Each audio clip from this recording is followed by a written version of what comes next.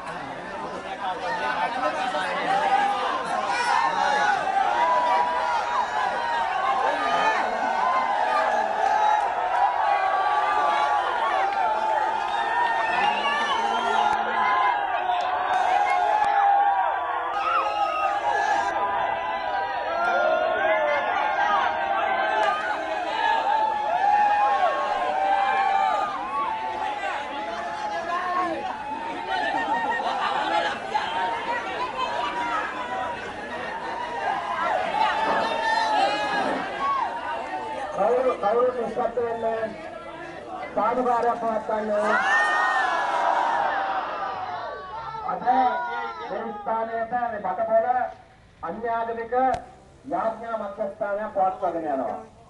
මේක වසර දෙකක ඉඳලා වසර දෙකකට වඩා අධික කාලයක් මේ ස්ථානයේ තියාගෙන ලෙඩ හොද කරනවා කියලා අපේ ගම්වල අම්මලා දරුවෝ ගෙනල්ලා මේ ස්ථානයේ මරපු අවස්ථාවක් තියෙනවා. මෙතන ඉන්නවා මේ එක අපේ මහත්තයාගේ අම්මා. මේ යාඥාකාරයෝ විහාර මහදේව උද්‍යානයේදී ඒ අම්මා මරලා මැරුවා. තාමත් නීතිය ක්‍රියාත්මක නැහැ.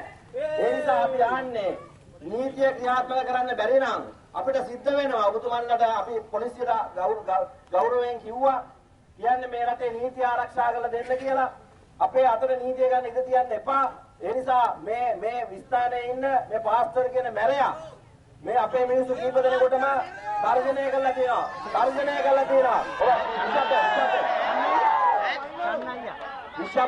විශබ්දයෙන් මම කියන්නම් ඔබට වෙච්ච හානිය මම කියන්නම් ගෙවල් කීපයකට කියලා තර්ජනය කරලා තියෙනවා මරණමයි කියලා.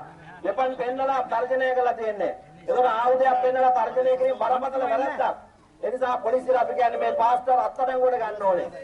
අනිත් කාරණේ තමයි මේ ස්ථානයේ අන්‍යාගමික මධ්‍යස්ථානයක් යාඥා මධ්‍යස්ථානයක් තියාගෙන යන්න මේ ස්ථානයේ මේ මූලධර්මවාදී කටයුතුකේ මේ ස්ථානේ නැහැ. ඒ නිසා අපි අහන්නේ මේ ස්ථානයේ බෞද්ධයෝ ඉන්න ප්‍රදේශයකට ඇවිල්ලා මේ විදියට අනවසරයෙන් අන්‍යාගමික මධ්‍යස්ථානයක් දාගෙන මේගොල්ලෝ NGO LTT එකේ NGO සල්ලි අරගෙන දැවැන්ත වැඩපිළිවෙලක් ගම්මාන මට්ටමින් ක්‍රියාත්මක කිරීමකුයි මෙතන සිද්ධ වෙන්නේ.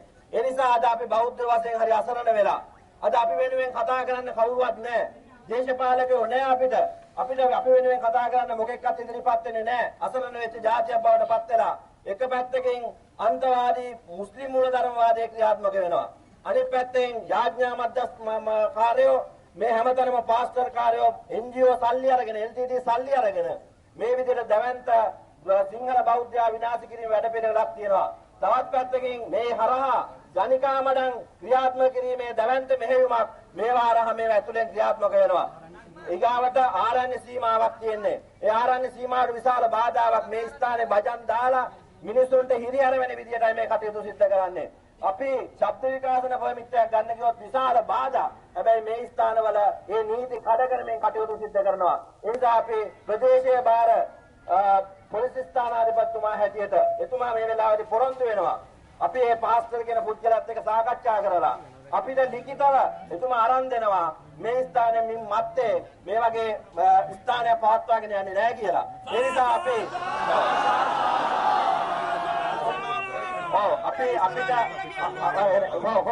ඊගාවට අපි කියන්නේ මේක මේ ස්ථානය මින් පස්සේ කවදාවත් යාඥා මධ්‍යස්ථානය බවට පවත්වාගෙන යන්න බෑ. එහෙම පවත්වාගෙන යනවා නම් අපි නීතියට බාර දීලා තියෙනවා වහාම ක්‍රියාත්මක කරන්න කියලා. ඒ වගේම ඊයේ දිනේදී ගෙවල් වලට ගිහිල්ලා මේ පාස්ටර් කියන පුද්ගලයා ආයුධයකුත් අරගෙන ගිහිල්ලා තර්ජනය කළ තියෙන සාක්ෂි තියෙන මේ ස්ථානයේ. ඒ නිසා වහාම මේ පුද්ගලයා අත්අඩංගුවට ගන්න. ඒ වගේම මේ යාඥා මධ්‍යස්ථානයේ ශාලාවක් සකස් කරගෙන යනවා. ඒව වහාම නවත්තලා යාඥා මධ්‍යස්ථානයේ වහාම නවත්තන්න සුසාන් කියන ඒ නිසා අපි කරුණාකරලා කියන්නේ මේ අවස්ථාව උපයෝගී කරගෙන අපි සුසාන් ගුණතිල කියන පුද්ගලයා තමයි මරණීය තර්ජනය කරලා තියෙන ඌ අත්අඩංගුවට ගන්න ඕනේ. ඊට පස්සේ අපි මේ වෙලාවේ සඳහන් කරන්නේ මේ ස්ථානයේ නීති විරෝධී ආයතනයක්. ඔබතුමා දන්නවා ප්‍රාදේශීය සභාවේ සභාපතිතුමා හැටියට ආගමික මධ්‍යස්ථානය පවත්වාගෙන යන්න ප්‍රාදේශීය සභාවේ අනුමැතිය ඕනේ. පොලිසිය අනුමැතිය ඕනේ. ඊගාවට බුද්ධ දාන අමාත්‍යාංශයේ අනුමැතිය ඕනේ. ඒ වගේම ප්‍රාදේශීය ලේකම්මාන්ගේ අනුමැතිය ඕනේ. ඒ කිසිම තැනකින් තොරව මේ සිද්ධ කරන්නේ මිනිසුන්ගේ සාමය විනාශ කිරීමේ ආයතනයක්. ඒ නිසා පොලිසිය මැදිහත් කරලා වහාම මේක නවත්තන්න කියලා. නවත්තන්න කියන කාරණාව මේ වෙලාවේ ඉක්මනින් අපි සාකච්ඡා කරනවා. ඒ සාකච්ඡාවේ අනතුරු යන්නේ නැහැ. ඔබ නිහඬ මේ ස්ථානවල ඔබේ රෝහල්පාලේ දක්වන්න ආඩු කරන්න එපා. සාකච්ඡා කරලා මේක එකඟතාවයකට පත් වෙන තුතරයි අපි මෙතනින් අපේ පිළිබඳ අපිට පාලනය කරන්න පුළුවන්. ඒකවල විතරයි යන්නේ. ඒ නිසා සාකච්ඡාව කරනවා. මොනවද කියන්නේ? මම විහාර මහ දේවතුමාට මතක ඇති මේ අවුරුදු පුතා ඉන්න අපි ගන්න සම්පූර්ණ නගරම එතකොට මිනිස්සුන්ගේ තියෙන මේ ඔක්ක වේදනාව අරගෙන මේ මිනිස්සුන්ගේ රෝගාබාධ තත්ත්වයට අසරණ වුණාම මේ අසරණතාවය උපයෝග කරගෙන තමයි මේගොල්ලෝ මේ වැඩසටහන කරගෙන යන්නේ. එතකොට මේගොල්ලන්ට රාජ්‍ය නොවන සංවිධාන වලින් සල්ලි එනවා. ඒ සල්ලි උපයෝග කරගෙන තමයි මේගොල්ලෝ කරගෙන යන්නේ. ඊට පස්සේ දැන් මේක මේ බෞද්ධ විරුද්ධයි මේ පැත්තේ. අනිත් එක මේ ඔබතුමා දන්නවනේ ආගමික මධ්‍යස්ථානය පවත්වාගෙන යන ප්‍රාදේශීය ලේකම්කාරය ප්‍රාදේශීය සභාව සහ ඊට පස්සේ බුද්ධ ශාසන අමාත්‍යාංශය කාගේ පන්සලක් පටන් ගත්තත් අන්නේ බෞද්ධ විද්‍යාස්ථානය කාර්යබහුල ගන්න බෑ හිතුණා. අන්නේ අපි බෞද්ධ කියන්නේ අපි බෞද්ධයෝනේ. ඉතින් අපි මේ රටේ අපි දැක්කක්කමක් නැහැ. අපි අවුරුදු 30ක් දුක් විඳලා යුද්ධ කළා. අපි නිසා මේ අත්ත්වය ඔබතුමා ඉන්නේ.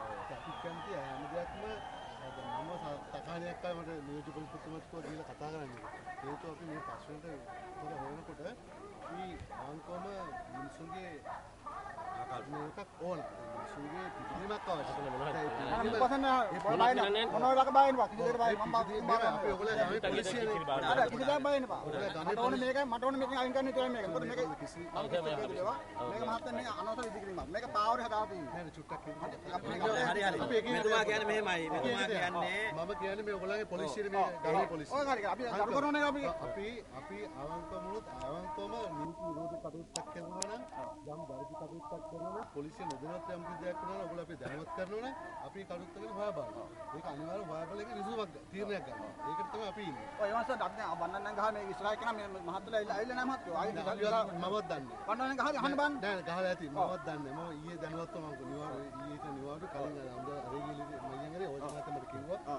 අපි මම්මා තකාණියක් හදන් ආවේ මගේ හරි මත්තල ගමන කැන්සල් කරලා මේ සම්බන්ධයෙන් සාකච්ඡා කරලා සුසු දෙයක් ගන්න.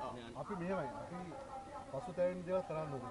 බෞද්ධ ආගම පිළිවෙල කරන්න ඕනේ. බෞද්ධ ආගම කාර්යක හැමදේම සමාව දෙන හැමදේම සාකච්ඡා කරලා විසඳ ගන්න පුළුවන් කාර්යය. අනිත් එක මහත්තයා මෙතන ලොකු බරපතල සිද්ධියක් තියෙනවා. උදු මල්ලාට දැම්ම නීතිය ක්‍රියාත්මක කරන්න.